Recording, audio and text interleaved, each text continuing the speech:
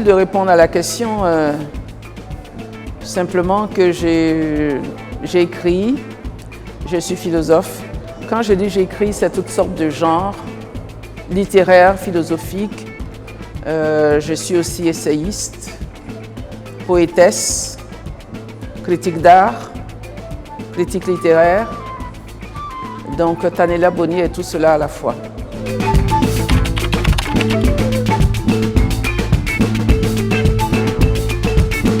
Il me semble que le panafricanisme a fait son temps. Il y a eu de très grands auteurs depuis la Caraïbe, les États-Unis, le Ghana, jusqu'au Kenya. Tous les grands noms, hein, on le sait, depuis le début du XXe siècle.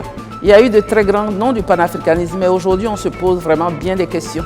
Quand Kwame Nkrumah parlait des États-Unis d'Afrique, quand il nous disait « l'Afrique doit s'unir », on se pose la question de savoir si aujourd'hui, l'Afrique s'est réellement unie. Je sais que c'est un travail qui reste à faire, mais est-ce qu'on y pense réellement? C'est ça la question. J'ai plutôt l'impression que l'Afrique est en train d'être plutôt désunie. Ce qui veut dire que malgré tous les discours qu'on entend ça et là, c'est un travail qui demeure, qui reste à faire. On peut l'appeler panafricanisme ou d'un autre nom, mais en tout cas, c'est un travail qui reste à faire. Ce que je constate, c'est que les Africains eux-mêmes, quand ils sont dans un pays qui voit d'autres Africains arriver, ils les appellent des étrangers. Et je crois que ce n'est pas avec un tel esprit qu'on peut parler de panafricanisme.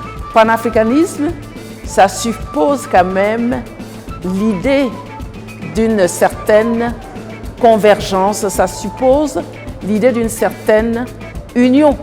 On est unis dans nos différences. Mais est-ce que c'est cela qu'on a en tête aujourd'hui? J'ai l'impression qu'aujourd'hui, chacun veut prêcher pour sa propre chapelle.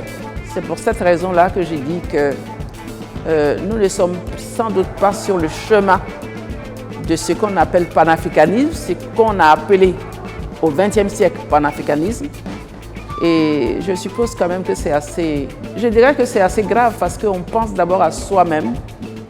On pense en priorité évidemment à son propre pays, mais on ne pense pas intégration africaine, parce qu'aujourd'hui c'est aussi un autre mot qui pourrait nous rapprocher de ce qui a été dans le temps, ce qu'on a appelé panafricanisme, intégration à tout point de vue, du point de vue politique, du point de vue économique, du point de vue social.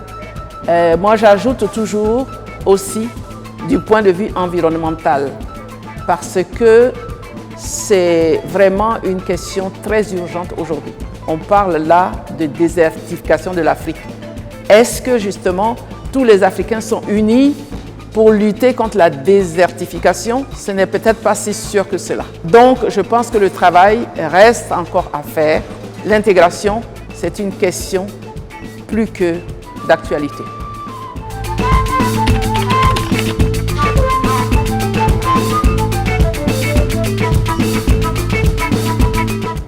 Ah, ça c'est vraiment c'est une question. Pouvoir dans quel sens?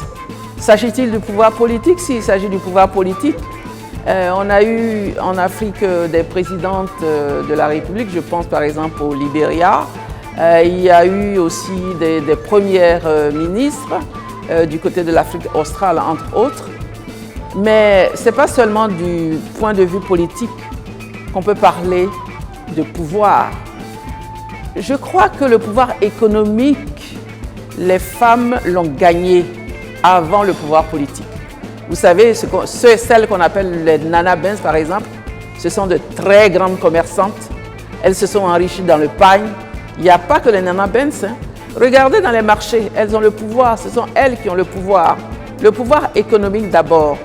C'est même pour cette raison-là que je dis que très souvent, les organismes internationaux ne voient pas réellement que les Africaines ont le pouvoir économique.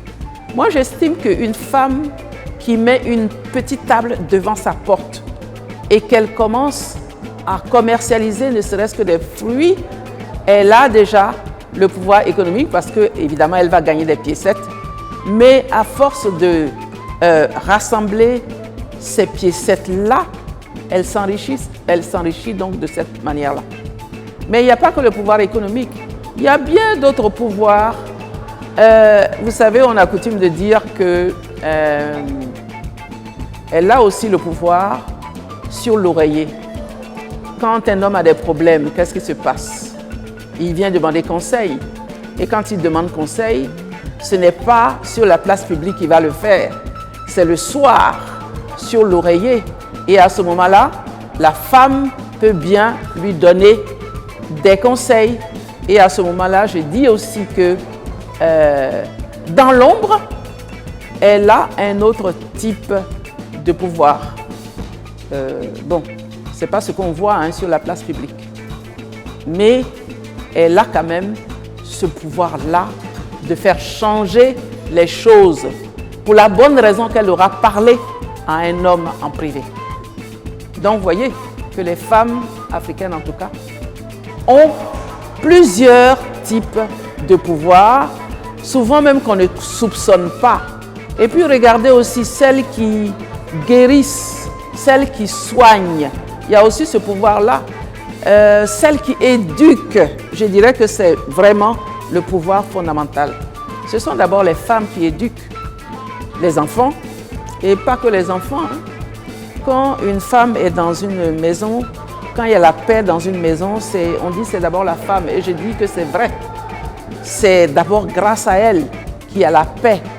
Elle soigne donc à tout point de vue, y compris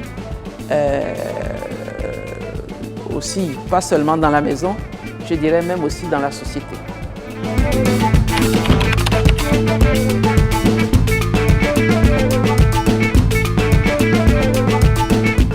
Ah, bon, c'est vrai que les changements, c'est tous les jours qu'il y a des changements. Mais ce que je regrette un peu, c'est que les changements de mentalité sont vraiment très lents. On a l'impression qu'en Afrique, les gens restent coincés entre ce qu'on appelle vaguement tradition et modernité. Je veux dire par là que, évidemment, beaucoup de gens vont aujourd'hui à l'école, mais ce n'est pas parce qu'ils sont allés à l'école qu'ils se sont transformés en Européens ou qu'ils ont une autre mentalité.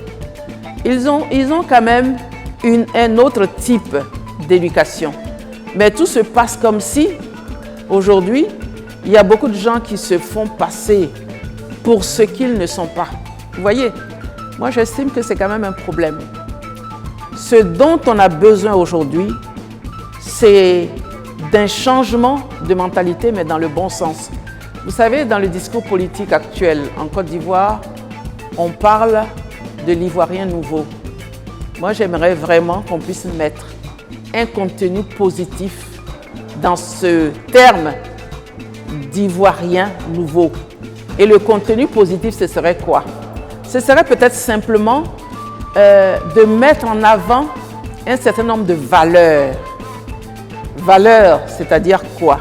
Ce qui nous permet vraiment de pouvoir vivre ensemble, de pouvoir accepter l'autre, de pouvoir accepter les autres, d'être tolérant et de tolérer. D'abord, il y a la tolérance religieuse, je dirais même aussi la tolérance politique. Vous savez que très souvent, les conflits aussi naissent de ce point de vue-là.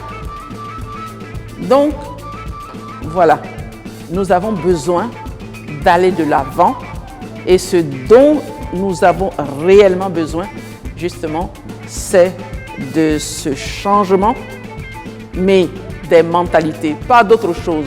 Changement des mentalités avant tout.